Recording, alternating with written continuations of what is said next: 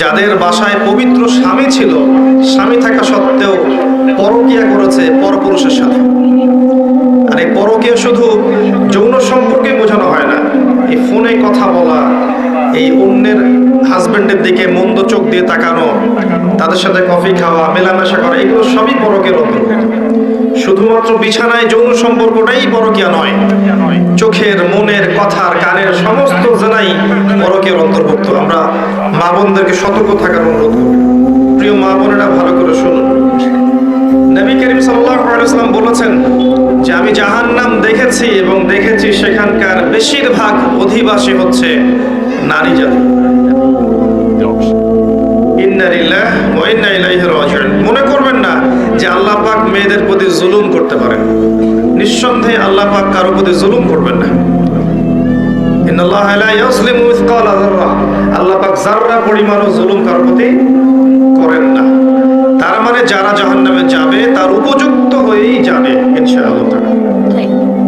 আরেকটা বিষয় হচ্ছে, এই হাদিসটা শেষ জামানার মহিলাদের জন্য খাস। জাহান্নামের অধিকাংশ অধিবাসী যে নারী জাতি হবে, এটা অন্য উম্মার নয়, এই উম্মতে মুহাম্মদ। তার মানে আপনাকে বুঝতে হবে উম্মতে মুহাম্মাদির মেয়েদের সাথে এমন কিছু হবে সমাজে, রাষ্ট্রে, বিশ্বে, যে তারা আর জান্নাতের পথে চলতে পারবে না, তারা জাহান্নামের পথে যেতে বাধ্য হবে। এবার চিন্তা করেন বিগত 100 বছরে এই নারী জাতির সাথে কি হয়েছে আসলে। 100 বছর আগের মহিলাদের দিকে তাকাবেন, দেখবেন মাশাআল্লাহ পর্দার পূর্ণ তারা পালন করতেন। তারা বিনা প্রয়োজনে বাইরে বের হতেন না, বের হলেও মাহরাম ছাড়া বের হতেন। তারা স্মার্টফোন এত বেশি চালাতেন না, ইউটিউবে সময় দিতেন না, সিরিয়াল দেখতেন না, এত বেশি গীবত করতেন না, এত বেশি তহমত করতেন না, এত বেশি পতিতালয় ছিল না, এত বেহায়াপনা ছিল না। এই নারী পুরুষের পোশাক পরে রাস্তায় হাঁটতো না। নারীরা সমঅধিকারের নামে সমস্ত জায়গায় পুরুষের পাশে ফ্রি মিক্সিং এ বসে যেত না। 100 বছর আগে এই সংস্কৃতি ছিল না। 100-200 বছর থেকে দেখবেন নারী পুরুষ আর পুরুষ নারীর কোনো পার্থক্য নাই। মেয়ে ছেলের পোশাক পরছে, ছেলে মেয়ের পোশাক পরছে। মেয়েরা শহরে জিন্সের প্যান্ট আর গেঞ্জি পরে ঘুরছে। পার্লারগুলোতে মেয়েদের দৌরত্ব দেখবেন, রাস্তাঘাটে মেয়ের দৌরত্ব, বাজারে মেয়েদের দৌরত্ব, যেখানে তাকাবেন সেখানে নারী, পর্দার কোনো বালাই নাই। স্কুল, কলেজ, বিশ্ববিদ্যালয় দেখবেন নারী পুরুষের কোনো পার্থক্য নাই। ফ্রি মিক্সিং, ছেলে মেয়ে খোলামেলা মেলামেশা করছে এবং ব্যাপক জেনা ছড়াচ্ছে, ব্যাপক ধর্ষণ হচ্ছে, সংসার ভেঙে যাচ্ছে, পরকীয়া হচ্ছে, দুনিয়ার সিরিয়াল নিয়ে তারা ব্যস্ত হয়ে আছে। এবং এর পাশাপাশি কতটুকু আল্লাহকে সময় দিচ্ছে আপনারাই ভালো জানেন।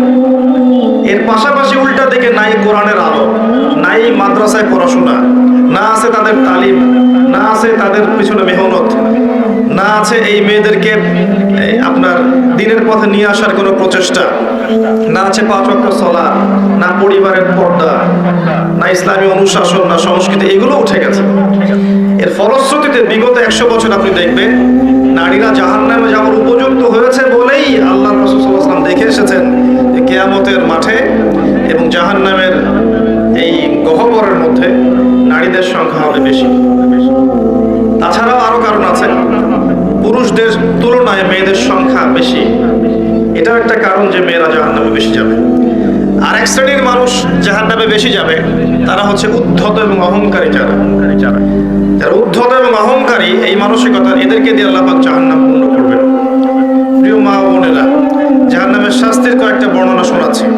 নবী সাল্লাল্লাহু আলাইহি ওয়াসাল্লাম দেখে এসেছেন এক শ্রেণীর মানুষ, তাদেরকে রক্তের নদীতে ফেলে মাথা ফাটিয়ে দেয়া হচ্ছে। নবীজি জিজ্ঞাসা করলেন, এরা কারা? জিবরাইল আলাইহিস সালাম বললেন, এরা হচ্ছে আপনার উম্মতের সেই সব ব্যক্তি যারা ছিল সুদখোর। সুদের মধ্য দিয়ে তারা গরিবের রক্ত চুষে খেয়েছে, এই কারণে ওদেরকে রক্তের নদীতে ফেলে মাথা ফাটিয়ে দেয়া হচ্ছে। যে ব্যক্তি সুদ খাবে, যে সুদ দিবে, যে সুদের সাক্ষী থাকবে এবং সুদের কথা লিখে রাখবে, 4 শ্রেণীর মানুষকে আল্লাহ রাসূল সাল্লাল্লাহু আলাইহি ওয়াসাল্লাম সমানভাবে অভিশাপ করেছেন। আমরা আশা করব আপনারা সুদ খাবেন না, পরিবারের কর্তাকে সুদের দিকে উদ্বুদ্ধ করবেন না এবং সুদী সমিতির মধ্যে নাম লেখাবেন না। আল্লাহ পাক বোঝার তৌফিক দান করুন। তিনি তিনি দেখে এসেছেন এক শ্রেণীর মানুষকে সামনে ভালো গোশত দেয়া হয়েছে, পাশে নোংরা পচা গোশত দেয়া হয়েছে। তারা ভালো গোশত খাচ্ছে না, পচা গোশতগুলো খাচ্ছে। নবীজি বললেন, এরা হচ্ছে, নবীজিকে বলা হলো, এরা হচ্ছে আপনার উম্মতের সেই সব ব্যক্তি যাদের বাসায় পবিত্র স্বামী ছিল, স্বামী থাকা সত্ত্বেও পরকিয়া করেছে পরপুরুষের সাথে। আর এই পরকিয়া শুধু যৌন সম্পর্কে বোঝানো হয় না, এই ফোনে কথা বলা, এই অন্যের হাজবেন্ডের দিকে মন্দ চোখ দিয়ে তাকানো, তাদের সাথে কফি খাওয়া, মেলামেশা করা, এগুলো সবই পরকের অন্তর্ভুক্ত। শুধুমাত্র বিছানায় যৌন সম্পর্কটাই পরকিয়া নয়, চোখের, মনের, কথার, কানের সমস্ত জেনাই পরকের অন্তর্ভুক্ত। আমরা মা বোনদেরকে সতর্ক থাকার অনুরোধ করব। এরপর তাদেরকে এই শাস্তি দেওয়া হচ্ছে যাদের ঘরে পবিত্র স্ত্রী ছিল কিন্তু তারপরেও তারা পরনারীর সাথে সম্পর্ক স্থাপন করেছিল। উভয়কে শাস্তি দেওয়া হচ্ছে। আরেক শ্রেণীকে শাস্তি দেওয়া হচ্ছে মেয়েদের বুকের মধ্যে শিক যেটা থাকে, শিক নাকি আপনারা বলেন বুঝি না আমরা, লোহার মতো বাঁকানো একটা শিক, এটা ঢুকিয়ে দিয়ে ঝুলিয়ে রাখা হয়েছে এবং জাহান্নামে আযাব দেওয়া হচ্ছে। এরা ছিল আপনার উম্মতের সেই সব ব্যক্তি যারা ওই সব নারী ছিল যারা ব্যভিচার করেছে বা জিনা করত। জিনার এই পথ পুরুষদের মাধ্যমে যতটা না উন্মুক্ত হয়, নারীদের মাধ্যমে তার চেয়ে বেশি উন্মুক্ত। যখন সমাজের বেশিরভাগ মেয়েরা বেপর্দায় ঘোরাফেরা করবে, তখন সমাজের মধ্যে জিনা বাড়বেই, ব্যভিচার বাড়বেই, ধর্ষণ বাড়বেই, পরকিয়া বাড়বেই এবং সমাজের যে একটা নূরানি কাঠামো থাকে, রুহানি কাঠামো থাকে, আল্লাহ প্রদত্ত, এটা আর থাকবে না, ভেঙে যাবে। আমরা আমাদের মা বোনদেরকে অনুরোধ করব, ছোটবেলা থেকেই আপনার মেয়েকে, আপনার বোনকে পর্দা করতে শেখান।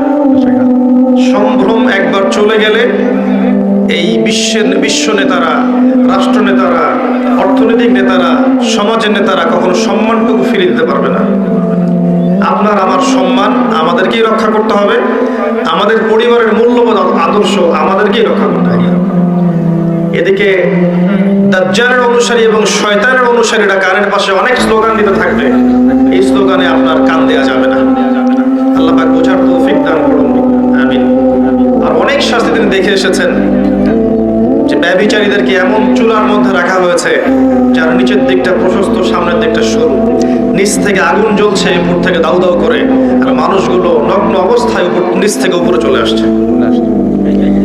তিনি আর অনেক শাস্তি দেখেছেন যে এতিমের মাল যারা ভক্ষণ করছে ওদের শাস্তি দেখেছেন যে তারা বড় বড় আগুনের এক একটা দলা এগুলো নিয়ে গিলছে, পেটের ভিতরে চলে যাচ্ছে, পিছনের পথ দিয়ে বের হয়ে যাচ্ছে। যারা সালাত আদায় করতো না তাদের শাস্তি তিনি দেখে এসেছেন যে তারা শুয়ে আছে এবং মাথার উপরে দুইজন ফেরেশতা দাঁড়িয়ে আছে, তাদের হাতে বড় পাথর আছে, এই পাথর দিয়ে তারা মাথা ফাটিয়ে দিচ্ছেন, মাথাটা চূর্ণ বিচূর্ণ হয়ে যাচ্ছে এবং সেই পাথরটা ছিটকে অনেক দূরে চলে যাচ্ছে। এরপর সেই পাথর তারা আবার আনতে যাচ্ছেন, এই ফাঁকে এই মাথাটা আবার আগের জায়গায় চলে আসছে, আবার পাথরে নিয়ে আবারও মাথার উপরে আঘাত করে মাথাটাকে চূর্ণ বিচূর্ণ করা হচ্ছে। কাদের শাস্তি? যারা ফরজ নামাজ পড়তো না, ঘুমিয়ে থাকতো। নবী সাল্লাল্লাহু আলাইহি সাল্লাম বলেছেন, চারটা কাজ যদি কোনো মেয়ে করতে পারে, জান্নাতে যাওয়ার জন্য 8টা দরজা আল্লাহ পাক খুলে দেবেন ইনশাআল্লাহ। মাত্র 4টা কাজ কোনো নারী যদি করতে পারে, তার জন্য আল্লাহ পাক জান্নাতের 8টা দরজাই খুলে দেবেন ইনশাআল্লাহ। যে দরজা দিয়ে ইচ্ছা সে প্রবেশ করতে পারবে। তার প্রথম কাজ হচ্ছে, যেই নারী 5 ওয়াক্ত সালাত আদায় করে। কতজন মেয়ে এখন 5 ওয়াক্ত সালাত পড়ে নিজেরাই ভেবে দেখেন, বা আদৌ সালাতের নিয়ম কানুন জানে কিনা ভেবে দেখেন, ওযু ঠিক মতো করতে পারে কিনা ভেবে দেখেন, সালাতের ফরজ ওয়াজিব কোনটা, সুন্নাহ কোনটা, মুস্তাহাব জানে কিনা এটা ভেবে দেখেন। জীবনে কোনোদিন সালাত শিক্ষা একটা বই পড়েছে কিনা এটাও ভেবে দেখেন। 12, 14, 15 বছর স্কুল, কলেজ, ইউনিভার্সিটিতে পড়েছে, 20 বছরের মতো একটা নামাজ শিক্ষা বই পড়েছে কিনা ভেবে দেখেন। এই মেয়ে কি বিনা হিসেবে জান্নাতে যাবে? 8টা দরজা খুলে দেওয়া হবে? দ্বিতীয় কাজ বলেছেন নবী সাল্লাল্লাহু আলাইহি ওয়াসাল্লাম, যেই নারী 5 ওয়াক্ত সালাত আদায় করে এবং রমজান মাসে রোজা রাখে। রমজান মাস কি সেটাই তো জানে না এখন। রমজান মাস মানে ওর কাছে মনে হয় ঈদ করার মৌসুম, জামা কেনার মৌসুম, নতুন নতুন জামা আসবে, এগুলো কিনবো, ফ্যাশন করব, করব, বিউটি পার্লার যাব, মেকআপ করব, ঢ্যাং ঢ্যাং করে ঈদের দিন রাস্তায় ঘুরবো, এটাই হচ্ছে রমজানের বৈশিষ্ট্য তাদের কাছে মনে হয়। অথচ রমজান আসলে আয়েশা রাদিয়াল্লাহু আনহা চোখের পানি ঝেড়ে দিয়ে সিজদায় পড়ে থাকতেন, জায়নামাজে পড়ে থাকতেন। এমনকি নবী সাল্লাল্লাহু আলাইহি ওয়াসাল্লামের সঙ্গ দেখা যেত কোনো কোনো ক্ষেত্রে পাওয়া সম্ভব হতো না। আমাদের নবীজি তখন আল্লাহর ধ্যানে এবং ইবাদতে বেশি ব্যস্ত থাকতেন। কোথায় সেই মেয়েরা এখন রমজান মাসে রমজান মাসে 30টা রোজা রাখবে, পাশাপাশি তাহাজ্জুদে দাঁড়িয়ে, কিয়ামুল লাইলে দাঁড়িয়ে, তারাবির সালাতে দাঁড়িয়ে আল্লাহর সামনে চোখের পানি ঝাড়বে। চোখ দিয়ে পানি ঝরা তো একটা সৌভাগ্য, আল্লাহর স্মরণে চোখ দিয়ে পানি আসা একটা সৌভাগ্য, যেটা আল্লাহ পাক সবাইকে দেন না। যেই চোখ দিয়ে সারাদিন জি বাংলা স্টার জলসা দেখছেন, পরপুরুষকে দেখছেন, অবাস্তব এইসব কাহিনীর সাথে বাস্তবতার কোনোই সম্পর্ক নাই। শিরকি মুশরিকি আকীদা, কুফরি আকীদা এগুলো শিখছেন, ওদের সংস্কৃতি শিখছেন, ওদের রং ঢং শিখছেন, ওদের মতো করে কথা বলছেন, ওদের মতো করে শাড়ি পরছেন, ওদের মতো করে খাচ্ছেন, উঠছেন, বসছেন। এই চোখ দিয়ে আল্লাহর পানি বের হবে কখনো? এই চোখ দিয়ে আল্লাহর পানি বের হওয়ার সৌভাগ্য হবে কখনো? কোশ্চিন কেন হবে? আর যে আল্লাহর স্মরণে কাঁদতে পারে নাই, তার চেয়ে হতভাগা কে আছে পৃথিবীতে? কেউ যদি আল্লাহর স্মরণে কাঁদে, আল্লাহ পাক তাকে মনে মনে স্মরণ করেন, এবং সেই চোখ জাহান্নামে যাবে না যেই চোখ আল্লাহর স্মরণে কেঁদেছে। রমাদান মাসের সওম, এই অবস্থা আমাদের নারীয়াতির। তারপর দেখবেন তৃতীয় কাজ নবীজি বলেছিলেন, যারা লজ্জাস্থানের হেফাজত করতে পারবে, নামাজের সাথে রোজা, এরপর লজ্জাস্থানের হেফাজত করতে পারবে, তার মানে খাস পর্দা করতে পারবে। আমি শব্দটা বলেছি খাস পর্দা করতে পারবে, ডিজিটাল পর্দার কথা আমি বলিনি। ডিজিটাল বোরখা চলবে না। যেই বোরখা পরার পরেও শরীরের সমস্ত কাঠামো বোঝা যায়, কোন অঙ্গ কতটুকু উঁচু নিচু, এই বোরখা এখনই জ্বালিয়ে পুড়িয়ে দিতে হবে, এই বোরখা চলবে না।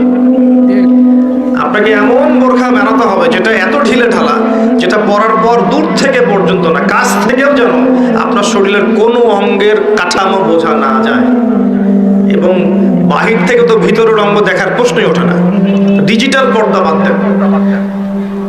তারপরে পর্দা বলতে শুধু এটাই নয়, কথার পর্দা আছে, চাহনির পর্দা আছে, হাঁটার পর্দা আছে, কথাবার্তার পর্দা আছে, চোখের পর্দা আছে, মনের পর্দা আছে। এই সমস্ত বিষয়গুলো না আসা পর্যন্ত পর্দা পরিপূর্ণ হয় না।